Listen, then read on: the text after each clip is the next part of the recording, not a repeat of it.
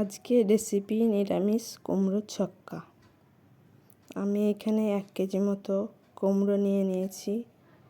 গাজর, আলু ও লাফা কুমড়ো সব ভালোভাবে কেটে ধুয়ে রেখেছি। কড়াইয়ে সরষের তেল দিয়ে দিলাম 100 গ্রাম। তেল গরম হয়ে যাওয়ার পর তেজপাতা, শুকনো লঙ্কা, কালো জিরে ও মৌরি ফোড়নে দিয়ে দিলাম। তারপর কেটে রাখা সবজিগুলো দিয়ে দিলাম। ভালোভাবে নাড়তে থাকলাম। ভালোভাবে কিছুক্ষণ নেড়ে নিলাম। জিরে, ধনে, লঙ্কা ও আদার মশলাটি করে নিলাম।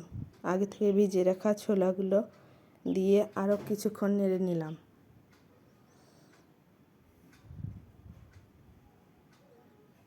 নেড়ে নেওয়ার পরে বেটে রাখা মশলাটি দিয়ে দিলাম। মশলাটি দিয়ে আমি আরও কিছুক্ষণ কষিয়ে নিলাম।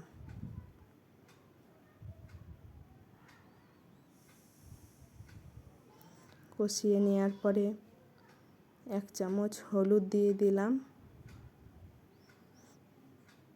পরিমাণ মতো লবণ দিয়ে দিলাম। দিয়ে নেড়ে নিলাম।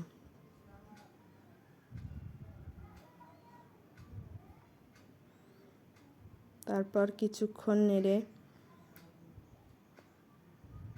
3 চামচ মতো চিনিটা আমি দিয়ে দিলাম।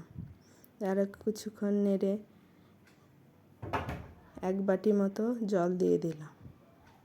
জল দিয়ে দেওয়ার পর কিছুক্ষণ নেড়ে ঢাকা দিয়ে দিলাম 5 থেকে 7 মিনিট পর্যন্ত। তারপর নামিয়ে নিলাম। তৈরি আমার নিরামিষ কুমড়োর ছক্কা।